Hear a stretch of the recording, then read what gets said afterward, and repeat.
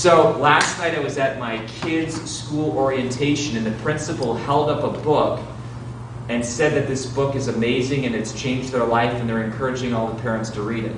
What I should have done is whipped out my phone. I don't even know who the author is. I should have whipped out my phone, taken a picture with the principal holding the book, looked at the author and said, "Hey, I'm a fellow author.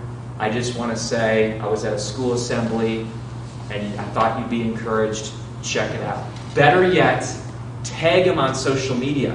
What author is going to be like, "Please stop talking about my book. Please. Please, I'm offended." Listen, folks, I miss an opportunity there. You think I'm going to be ready next time?